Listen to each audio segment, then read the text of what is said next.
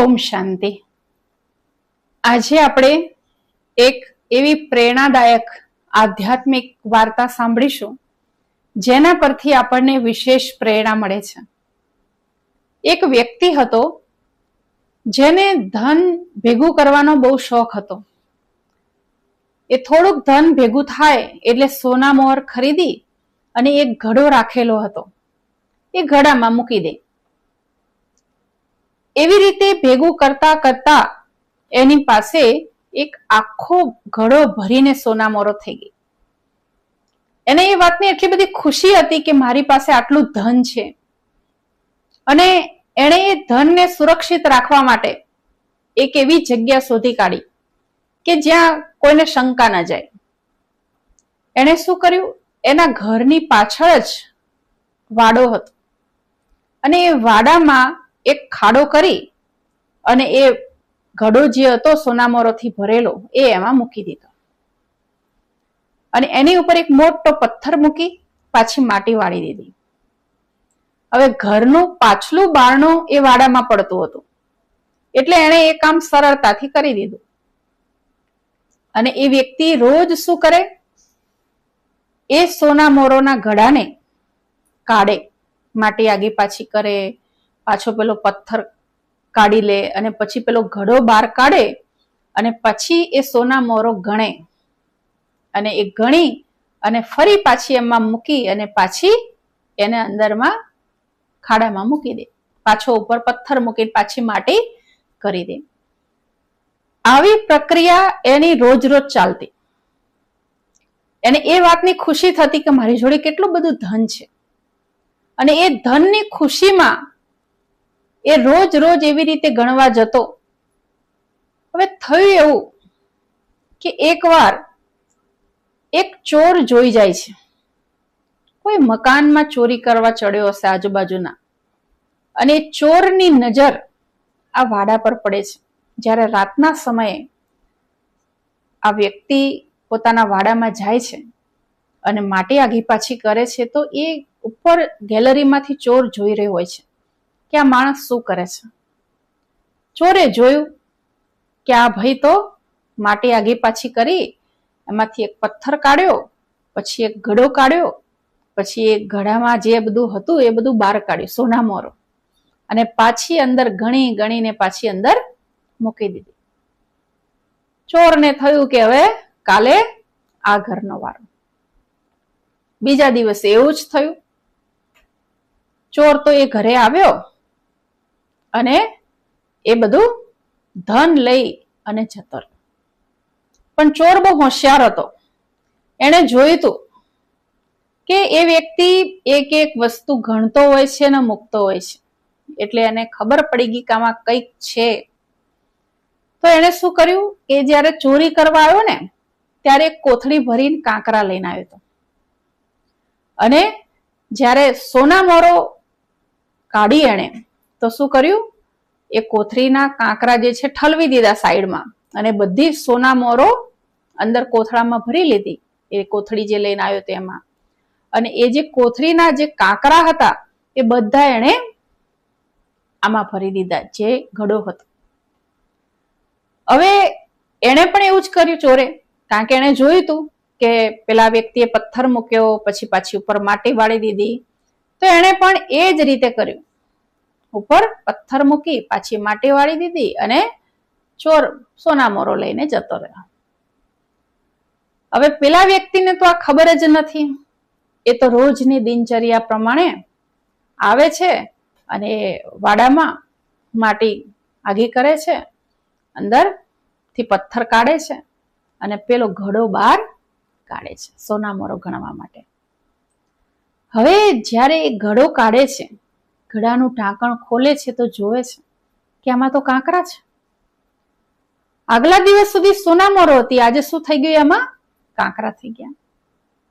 એ વ્યક્તિને બહુ નવાઈ લાગે છે કે આવું કેવી રીતે બને, હું તો રોજ આનું ધ્યાન રાખું છું, રોજ જોઉં છું કે મારી સોનામોરો સલામત તો છે ને, હું રોજે રોજ જોવાનું ચૂકતો નથી, તો આવું કેવી રીતે બન્યું કરીને જોરથી બૂમો પાડી પાડીને રડે છે. હવે સાંજના સમયમાં જ્યારે જોરથી બૂમો પાડી પાડીને રડતો હોય છે, ત્યારે અડોશ પડોશના લોકોને બધા ભેગા થઈ જાય છે. અડોશ પડોશના લોકો કહે છે કે શું થયું ભાઈ, કેમ રડે છે તું, કારણ શું છે? અડોશ પડોશના લોકોને તો ખબર ના હોય કે આવી રીતે આ વ્યક્તિએ અહીંયા ધન સંતાડ્યું હતું અને રોજ એ ગણતો હતો એ સોના મોરોને, એના કારણે રડે છે. તો બધા પૂછવા લાગ્યા અને બધાએ કહ્યું કે કારણ તો બતાય, તું રડ્યા રાખે છે પણ તું બોલે તો અમને કઈ ખબર પડે ને. પેલા વ્યક્તિએ કહ્યું કે આની અંદર સોના મોરો હતી, આ ઘડો ભરીને સોના મોરો હતી. એટલે આડોશી પડોશીને તો માન્યામાં નથી આવતું. પેલો વ્યક્તિ કહે છે મેં બચત કરીને એક એક સોના મોર ભેગી કરી હતી અને બધી સોના મોરો મેં આ ઘડામાં મૂકી હતી અને આ ઘડો જે છે મેં આવી રીતે માટીમાં દાટ્યો હતો અને રોજ હું એને કાઢીને ગણતો હતો. એટલે મને ખબર છે કે આ ગઈકાલે જ આવું થયું છે.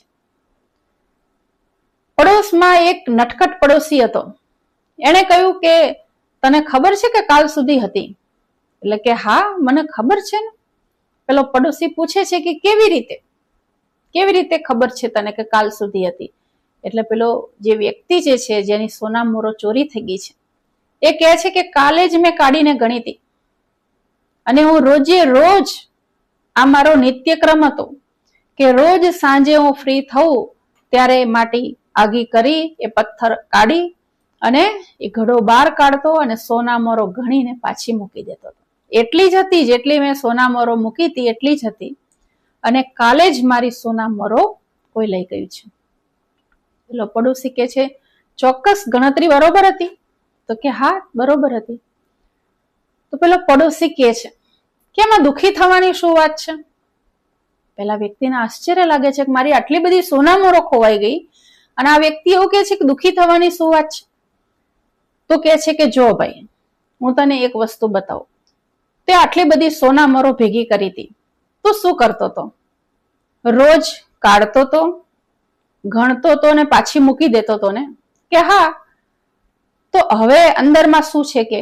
તો કે કાંકરા. તો કે કાંકરાને કાઢવાના, ગણવાના ને પાછા મૂકી દેવાના.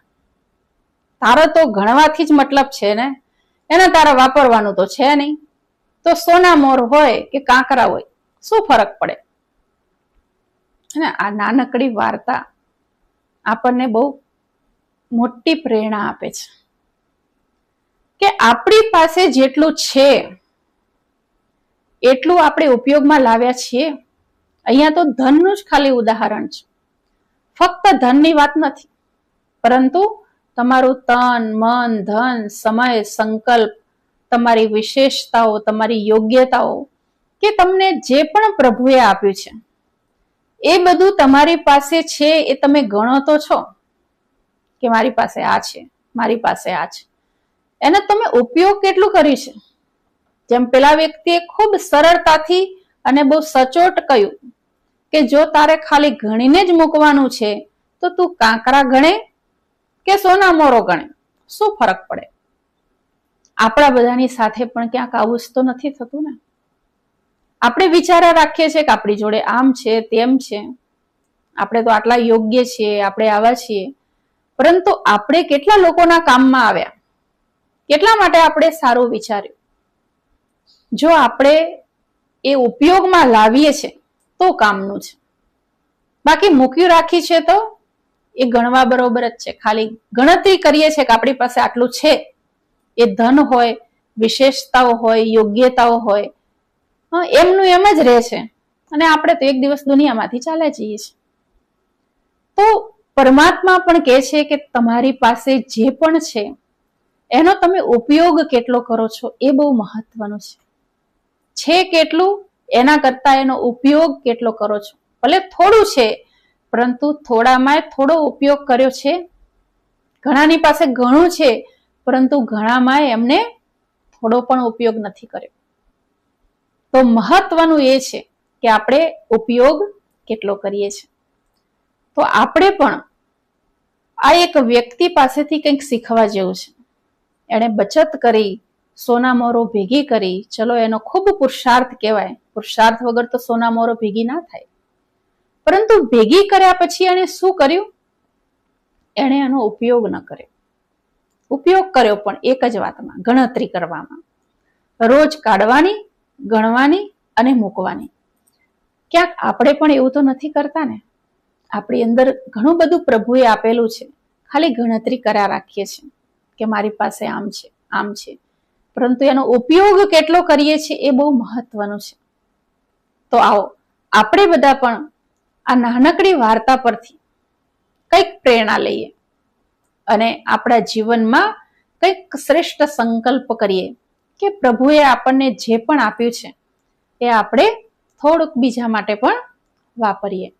ભલે ફક્ત ધનની જ વાત નથી, તમારી વિશેષતા હોય, યોગ્યતા હોય, તમારા ગુણો હોય, એ બીજાના કામમાં લાગે તો એ વધારે નિખરે છે, વધારે ને વધારે તમારામાં એ ભરાય છે. તો તમને બધાને પણ આ નાનકડી વાર્તા પરથી ચોક્કસ કઈ પ્રેરણા મળી હશે. શું પ્રેરણા મળી એ જરૂરથી કોમેન્ટમાં જણાવજો અને બીજાને પણ શેર કરજો. ઓમ